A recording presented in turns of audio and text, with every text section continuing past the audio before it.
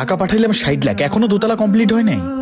আব্বা, আব্বা, সুলতান, এই সুলতান। আরে কে সাত সকালে ডাকাডাকি শুরু করছে? আব্বা আসসালামু আলাইকুম। রিফাত তুই? হ আব্বা। আব্বা আপনার শরীরের কি অবস্থা? আমার শরীর নিয়ে তোর চিন্তা করতে হইব না, আমি আছি, ভালোই আছি।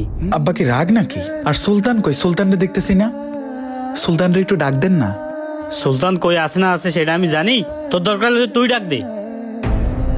সুলতান, আরে দেখা যা, তোর বড় ভাই আসছে বিদেশ থেকে। কে? ভাইয়া তুমি? হ। কখন আসলা? আরে পাগল, এই মাত্রই আসলাম। তা আসার আগে একটা ফোন কল দেবা না? শুন, ভাবলাম এতদিন পরে দেশে আসতাছি, তোদেরকে একটু সারপ্রাইজ দেব, যার কারণে কাউকে না জানাই চলে আসলাম। সারপ্রাইজ? হ্যাঁ সারপ্রাইজ। তোমার আসা না আসাতে আমাদের খুশি কি? না রে ভাই, আমি আসলেই তোদেরকে সারপ্রাইজ দেওয়ার জন্যই না বলে চলে আসছি। আচ্ছা ঠিক আছে, নেক্সট টাইম এয়ারপোর্টে গিয়ে আমাকে নিয়ে আসিস। এখন এখানে দাঁড়ায় দাঁড়ায় কথা বলবি? চল ঘরে চল, তোদের জন্য অনেক কিছু আনছি, চল। আরে দাঁড়াও, কিসের ঘর? কোথায় যাচ্ছ তুমি? এটা তোমার ঘর না। আব্বা কি বলছে ও? ও ঠিকই বলছে। দেখো আব্বা, আমি জানি তোমরা আমার সাথে প্রাঙ্ক করছো, দেখো মাথা ঠান্ডা করিয়া পরে কথা বলবো, আমি প্রচুর টায়ার্ড, চলো ঘরে চলো। কিসের প্রাঙ্ক? কোনো প্রাঙ্ক ট্রাঙ্ক না, ও যা কিছু বলতেছে সব সত্যি সত্যি বলতেছে। তোর এই ঘরে কোনো জায়গা নেই, তুই ওই পাশের ঘরে যা যা। আব্বা তুমি এসব কি বলছো? আমি 5টা বছর প্রবাসে থাইকা টাকা জমাইয়া প্রত্যেক মাসে মাসে তোমাদেরকে টাকা পাঠাইছি, আর সেই টাকা দিয়ে এই বাড়ি করছো, তাও বাড়ির এখনো দোতলা কমপ্লিট হয় নাই, আর তুমি এখন বলতেছো এই ঘরে আমার জায়গা নেই। দেখো আব্বা, এসব কথা পরে বইলো, আমি অনেক টায়ার্ড, আগে ঘরে চলো। ভাইয়া আমরা এখানে কোনো ফান করতেছি না, তোমার এই ঘরে জায়গা নাই এটাই ফাইনাল। আর তুমি কি টাকার কথা বলছো না? তুমি সংসারের বড় ছেলে, সংসারে হাল ধরার দায়িত্ব তোমার, সেই হিসেবে আমাদের টাকা পাঠাইতা কি খাওয়ার করে কি? সেই টাকাটা আমরা কি করতাম, না খেয়ে সে টাকাটা গুছাইতাম, গুছাই গুছাই আমরাই বিলিং করছি। তোমার টাকা কোন জায়গা দিয়ে হলো এখানে? আর তুমি এসে এখানে দাবি করতেছো এই বাসা তোমার? ছোট হিসাবে এই ঘরের মালিক তো এখন আমি। আমার ছোটবেলা ঠিকই কইছে, তুই বিদেশ থেকে সংসার খরচের জন্য যে টাকা পাঠাইতি ওটা আমরা জমা জমা অনেক কষ্টে এই বাড়িটা করছি। এখন ওসব কথা বাদ দে, এখন বল কয় মাসের ছুটি নিয়ে আসছিস? আব্বা, মালিকরে আমি বলে আসছি আমার 6 মাসের ছুটি লাগবে। মালিকরে বলছে আমি বিয়ে করবো বাড়িতে গিয়া। বিয়া? কিসের বিয়া? তোর যে একটা ছোট ভাই আছে তার একটা লাইন গার্ড না করে দিয়ে তুই তোর বিয়ের কথা নিয়ে চিন্তা করতেছিস? আর সবচেয়ে বড় কথা, তোর যে ঘরে একটা উপযুক্ত বোন আছে তারে এখনো বিয়ে দিছি? বাবা ঠিক কইছেন, আমি এখনো লাইনে দাঁড়াইতে পারিনি, ছোট বোনটার এখনো বিয়ে হয়নি, তার আগে আপনার বিয়ে করার চিন্তা মাথায় চলে আসছে। আর আপনি যে বিয়ে করে বউ আনবেন, বউরে চালাবে কে? আমরা তো চালাইতে পারবো না, আর আমাদের ঘরে আপনাদের কোনো জায়গা নেই। শোন বাবা রিফাত, তুই আগে সুলতানরে ইউরোপে পাঠানোর ব্যবস্থা কর, তারপরে তুই একটা বিয়ের সাথে চিন্তা ভাবনা করিস কেন? সুলতানরে ইউরোপে পাঠাবো মানে? ও দেশে বসে কিছু করে? ও যে অনার্স পাস করছে, ও একটা চাকরি বাকরি করে? হ্যাঁ, প্রত্যেকটা মাসের খরচ তো আমারই পাঠানো লাগে। আর বোনরে বিয়ে দিতে হবে সেই চিন্তা তো আমার মাথায় আছে। ওটা তোমার মাইয়া, কিন্তু আমার তো বোন, আমি তো এই চিন্তা করে দেশে আসছি। তাইলে তোমরা মানে আমার সাথে কেন নাটক করছো? নাটক মানে কিসের নাটক?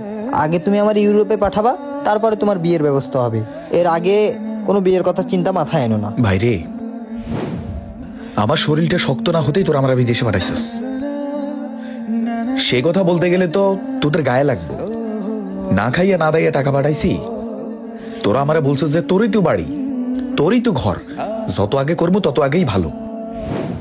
যখন আব্বা টিনের ঘর ছিল তখন তো খুব কইতা যে বোনটারে বিয়ে দিতে হইব, আর সবচেয়ে বড় কথা হয়েছে তুই আমার বড় ছেলে, তোর জন্য ভালো একটা জায়গায় সম্বন্ধ নিতে গেলেও তো হ্যাঁ আমাকে ঘর চাইব। আমার বেতনের থেকেও বেশি পরিশ্রম করিয়া তারপরে টাকা পাঠাইছি, আর এখন আয়শা বলতেছ এটা আমার ঘর না। শোন রিফাত, তুই তো আমার বড় ছেলে, তুই তো আল্লাহর রহমতে একটা লাইনে উঠে গেছিস, ওর এখনো কোনো লাইন গার্ড হয় নাই। তাই আমি চাচ্ছিলাম কি আমি বাইরে থাকতে থাকতে এই ঘরটা ওরে বোঝাই দিতে।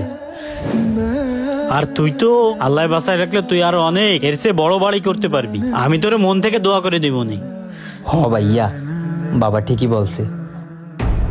শোনো, তুমি 6 মাস না 10-12 দিন এখানে থাকো, 10-12 দিন পরে বিদেশে চলে যাও। তারপরে কিছু টাকা পাঠাও, বোনের বিয়ের ব্যবস্থাটা করি, আর আমি ইউরোপে যাই। আর চিন্তা করো না, আমি ইউরোপে যাইয়েই তোমার বিয়ে ধুমধাম করে করবো। আর ইউরোপে কি কম টাকা? 3-4 লাখ বেতন, সেই টাকা দিয়ে হই হুল্লা করে বিয়ে করাবো। আর ওই ঘোড়ার গাড়ি না, একদম মনে করো উট নিয়ে আসবো। একটা ভাইবস আছে না আমার ভাইয়ের বিয়ে। আরে রাখ তোর ভাই, তোরা সারাটা জীবন নিজের চিন্তা করছস, আমার চিন্তা একটাবারও করস নাই। আমি কত কষ্ট কইরা প্রবাসের মাটিতে টাকা কামিয়ে তোদের জন্য টাকা পাঠাইছি, আর তোরা এখানে থেকে রঙ্গলীলা করস, হ্যাঁ মজা মাস্তি করস। একটা বারও আমার কথা ভাবলি না তোরা, না? আব্বা, আমার ঘেন্না লাগে তোমার কথাগুলো বলতে। ঘৃণা করা লাগবে না, তুমি যাও গা। না, আমি চলে যাব। আমি 10 দিন না, আমি আজকে চলে যাব। তবে যাওয়ার আগে শুধু একটা কথা বলতে চাই। প্রবাস কি মনে করছো? খুব সুখের জায়গা না? ওখানে ট্রাভেলিং করতে যায় মানুষ, আরামায়েশ করতে যায়। তোমরা যেরকম রাত 12টায় ঘুমাও আর পরদিন দুপুর 12টায় ঘুম থেকে উঠো, ওখানেও তো এরকম চলে, অনেক মজা। একটা বার প্রবাসে গিয়ে দেখো, আরে একটা বার প্রবাসে গিয়ে দেখ প্রবাসের মানুষ কত কষ্ট করে। আর তোদের মতো মানুষের জন্য ওরা দিনকে দিন বলে না, রাতকে রাত বলে না। আর তোরা দেশের মধ্যে থেকে মজা লস না? আরে আব্বা, আমি যখন 2 মাস টাকা পাঠাতে পারিনি, তোমার ছেলে আমার সাথে কথা বলে নাই। তোমার মাইয়া আমার কাছে একটা আইফোন চাইছে, আমি ওরে বললাম তোরে ভালো জায়গায় বিয়ে দিব, তোর হাজবেন্ড তোকে ফোন দিবে। বলতেছে তুমি কিসের ভাই, একটা ফোন দিতে পারো না? এই যে আমার ভাইটা একটা বাইক চাইছে আমার কাছে, আমি রাইট টাইমে দিতে পারি না বলে ও আমার সাথে কথা বলে নাই। আর তুমি পূর্বের জমিন কেনার জন্য আমার ফোনের উপরে ফোন, যখনই আমি টাকা দিয়ে ফেলছি তখন আর তোমার ফোনের কোনো খবর নাই। 2টা মাস অসুস্থ ছিলাম, তোমরা কেউ খোঁজ নেও নাই। আজকে যদি আমার মাটা বাইসে থাকতো,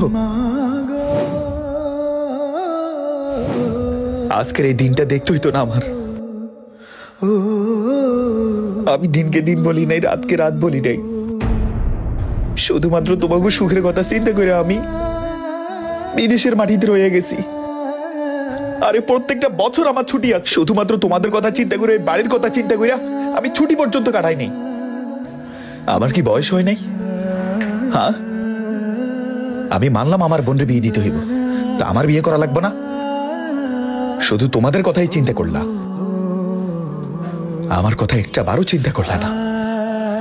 শুধু তুমি না, আমি বহু মানুষ দেখছি, আমার নিজের রুমমেটরে আমি দেখছি, ও টাকা পাঠালেই বাড়ি থেকে ফোন আসে, যদি টাকা পাঠায় না আর কোনো ফোন নাই। শুধু তোমরা আমাকে স্বার্থের ভালোবাসো, স্বার্থ শেষ আর ভালোবাসা পাই না তোমাদের কাছ থেকে। এমন কেন তোমরা? হ্যাঁ, আর এই প্রবাসের বাড়িতে আমি অসুস্থ হইয়া পড়ছি, আমার একটা কি ড্যামেজ হয়ে গেছে, আমি এর চিকিৎসা করতে করতে আমি ঋণের নিচে পড়ে গেছি। আমি জানাইছি তোমাদেরকে? হ্যাঁ, তোরে জানাইছি? অথচ তোমাদের একটু জ্বর হলেই ফোন দিয়ে বলো যে টাকা লাগবে। জ্বরের খরচ কি 20,000 টাকা? হ্যাঁ, যে ছেলের জন্য আজকে তুমি আমাকে এত কথা বললা, আমি দেখব সেই ছেলে তোমার সাথে কি করে। প্রত্যেকটা মানুষ তার ভাইকে নিয়ে গর্ব করে, আর আমি আমার ভাইয়ের থেকে কষ্ট পাইছি, আমার বাবার থেকে কষ্ট পাইছি।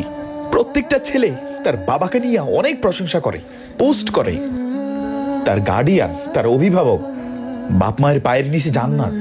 আর আমি বাড়িতে এসে খালি হাতে ফিরে যাচ্ছি কেন? হ্যাঁ, তোমাদের কাছে কি আমার একটু মূল্য নাই? এ প্রবাসীরা কি মানুষ না? শুনো, বেশি কথা বাড়াবো না, আমার এই বাড়ি দরকার নেই। আল্লাহ যদি আমার নসিবে রাখে, বলছিলেন আমি আরো বড় বাড়ি বানাবো, আমি পারবো। এই চামড়াটা আমি কালো বানিয়ে ফেলছি প্রবাসে থাকতে থাকতে। ভালো থেকো তোমরা, গেলাম। ও, তোর জন্য ফোন চাইছিলি না? এগুলো তো তোমাদের জন্য আনছি, রাখো রাখো। রাখো এগুলা, তোমাদের জন্য এগুলো আনছি। রাগ করিস না।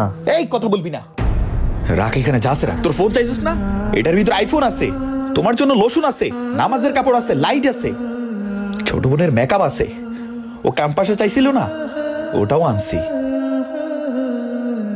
রাখো। আব্বা ও চলে যাইতেছে, ওরা তাড়াতাড়ি ডাক দাও। ও চলে গেলে কিন্তু মাসে মাসে টাকা পাবে না আর। তুই ডাক দে। আমি ডাক দিলে আমার পিঠে বায়ানি, তুমি ডাক দাও।